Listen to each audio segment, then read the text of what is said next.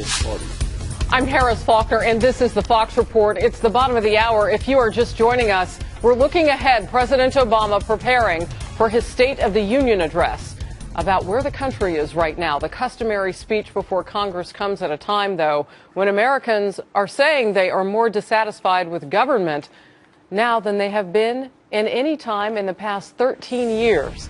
New polling showing 65% of Americans surveyed say they are dissatisfied. That's up from 47% in 2008 and 30% in 2001. It is picking up. Why? Let's bring in our political insiders of Fox News. And you can join the conversation, too, on Twitter at FN Insiders and at Harris Faulkner, hashtag Fox Report Weekend.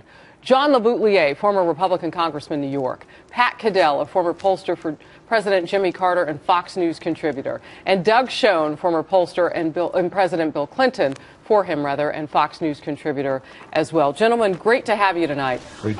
Doug, what is driving this dissatisfaction specifically? Well, I think there are 3 or 4 things, Harris, and I think we're at a cataclysmic moment. First, there's the economic condition in America. We are at record low levels of employment for the population, even as the unemployment rate itself drops. Fewer people are working.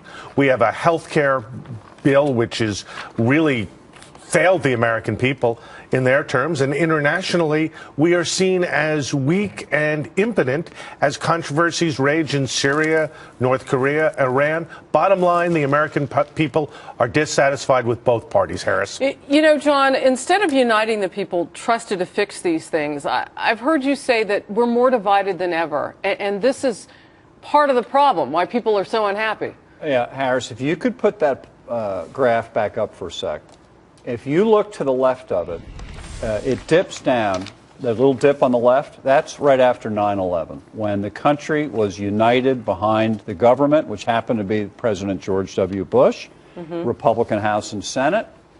They had a chance to unite the country and do something together to make the country better, Republican and Democrat. They didn't do it. And we have a steady climb through the whole Bush years to 2008, when President Obama, a change, the first black American to be elected president, out of the box, different, who had spoken about unity and not dividing the country, he gets in. And there's hope in the country that he could unite us. Look at that thing. It keeps going up. Today, we're more divided and more ticked off against the government and both parties than we've ever been. Pat, I would ask this, though. Really, did anybody think that one man could do it? Congress wears this, too. Well, the whole system wears it. The fact is that the person who was going to make changes didn't, in fact, just became part of the same landscape and, in fact, more partisan and more divisive than any president since Richard Nixon. But what happens is that the country's reacting to a failed system, a system they believe where the economy is taking care of the people who are powerful and not them, a system where they believe, today we saw 21% of the people said that the government operates with the consent of the governed. Without the consent, it's 3, yes, only 21% thought, which is the whole basis of the Declaration of Independence. I always refer to that. You have a country that believes that, as Doug said, the economy and health care, and most of all, a sense that they are left out of this.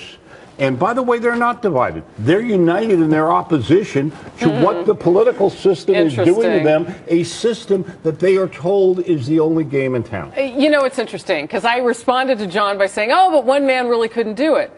Well, you know what? Maybe this one man thinks he can, because you know what, Pat, Doug, and John? Now we got this threat, as some in the Republican Party are calling it, that the pen might be mightier than Congress. Well, here's the thing. Presidents have the ability, George W. Bush, right after 9/11, sadly not thereafter. But President Obama gave a speech in 2004 where he said this is not a red America or a blue America, it's a United States of America. After he was reelected, Harris, he said, I won, read the election results, I'm going forward my way. One man can make a difference, but he has to do something more than play politics. And what I think we're saying is that both sides put political gain ahead of the greater good. Well, what I was saying specifically about the pin is that the president is saying, look, if Congress doesn't agree with me on the economy and other things. That's what I was alluding to. He's going to do it without Congress. That's what I was alluding to. We have a country, and it started under Bush, whatever, in which you know, to hell with the law, to hell with the Constitution. If you have the power, we saw this in the Senate after 200 years, basically a precedent on filibusters. If you got the votes, you do what you want. And it looks more and more like, as we've said on the show, a banana republic. President's out there saying, I don't care what the law is, I'll just order it. Right, but this thing about executive orders is a little overrated. No, it's not. They've carried them so far, John. Well, they have, but you can't. You don't think the president would on his own unilaterally do some things about the economy as he's threatening there's not to much do he's or allowed promising to do. An executive order is an order by the president over a department under his purview. But so he he's can very tell the expensive, Treasury Harris, Department. I think you're right. I think the president has made it clear he's going to test the limits.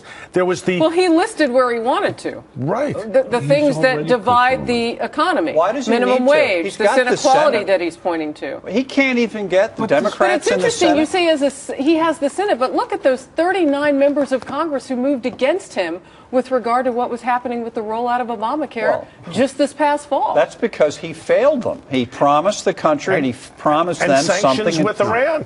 He doesn't have the Senate. We really are going to have a fight now over whether there are going to be much stronger sanctions on Iran, potentially scuttling his deal on their nuclear progress. Presidential leadership, as Richard Newstat's famous book said about presidential leadership, and quoted, is the ability to persuade people. It is the ability to persuade. That's what great leaders do. They do not get to rule unilaterally or by fiat. This president is not interested in leading. He's interested in ruling by fiat. The last great persuader was Reagan. You never heard Reagan say, well, if I don't get what I want, I'm taking the pen out. He persuaded even Democratic voters to go. Well, my 4-year-old threatens all the time to take her ball and go home. But she's 4. She should be in the Republican leadership. That's how they play. Wow. Exactly. There you go. Snap from you. You know you're a Republican, right? Well, I'm bothered by it at times. Daniel Pfeiffer, senior White House advisor today, talking about the stroke and the mightiness of the pen. Let's watch that. The president will say to the country, he's not going to wait. He has a pen and he has a phone. And he's going to use those to move the ball forward to create opportunity. And this from Twitter now. Q Bones writes, people are dissatisfied with government. The more people expect from government, the greater the overall dissatisfaction will be. Have there been too many promises, Doug? There have been huge numbers of promises. I'm going to change your health care system. I'm going to bring the country together. I'm going to basically solve international crises. And the net result has been, Harris, that our economy is adrift, our healthcare system is broken, it's gotten worse, our international position is eroding, and confidence in government is going down. And you're absolutely right. The president has decided he's going to do what he can with the pen, with unilateral exercise of power. He has the assertion that I can do things that are clearly legislatively required is almost unprecedented in a non-wartime situation where the president, the commander-in-chief, does have unique powers. This is really about, as I said, we're going to do what we want and try to stop us. And that is really dangerous. And both parties have engaged in this because it's politics before even respect for the law and respect for where and a failure, by the way, of leadership. And that's why when you see another poll the Gallup had this week, where the lowest percentage of people willing to elect their own congressman and all Congress people, with 17% for the Congress, 46% their own. Yeah, they don't even want the people they put in office. It's not. They call their own. And Gallup said it could be a wave election, but it's not about either party. Both parties feel the same way about their people. I want to get the State of the Union from you guys. We're going to take a quick commercial break. We asked this on Twitter. What is the state of our union? And I'm anxious to see how you all break it down differently. Stay close.